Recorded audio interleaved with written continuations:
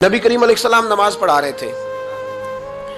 जोर की नमाज थी, असर की नमाज थी। सही मुस्लिम में मौजूद है। हजरत अबू हुरैरा फरमाते हैं नमाज पढ़ाते पढ़ाते नबी पाक ने कदम आगे किया।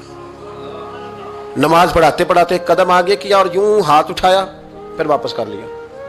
अब नमाज पढ़ के ना तो सलाम फेरा तो सहाबा अर्ज करने लगे, या रसूल अल्लाह सल्लल्लाहु अलैहि वसल्लम, वो नमाज में पैर भी आगे किया तो हाथ भी उठाया, तो वजह क्या थी? पहला सवाल तो ये है कि आप लोग नमाज पढ़ रहे थे या हुजूर को देख रहे थे? तो सहाबा तो पहले ही बताते हैं कि भाई हम तो पहली साफ में नमाज इसलिए पढ़ते थे कि नमाज भी होती रहती थी और चुपके चुपके महबूब की दीद भी होती रहती थी। हुजूर से पूछा, या रसूल अल्लाह, वो नमाज पढ़ते पढ़ते कदम आगे बढ़ाया आपने तो फिर पीछे कर लिया, क्या था? और हाथ उठाया तो फिर आपने नीचे कर लिया। तो नबी करीम फरमाने लगे, नमाज पढ़ाते पढ़ाते जब मैंने कहा ना समी अल्लाहु लिमन हमीदा, अचानक मेरी नजर उठी तो जन्नत में चली गई। नजर उठी तो जन्नत में, तेरे लिए 2-4 कदम अर्श बरी है। तो महबूब फरमाते हैं जब मेरी ऊपर नजर गई ना तो मैंने देखा कि अंगूरों का एक खोशा लटक रहा है जन्नत में। तो मैंने हाथ बढ़ाया कि तोड़ लूं।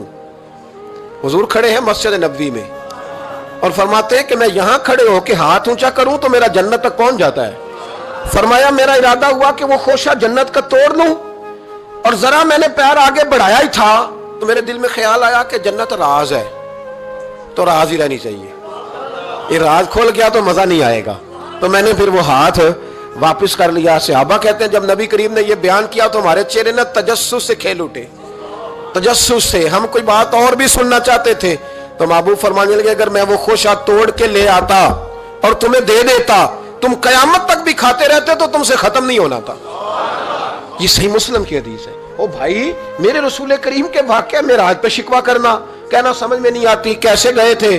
तो तू जो चाहे तो हर शब हो मिसाले शब असरा, इसलिए कि तेरे लिए 2-4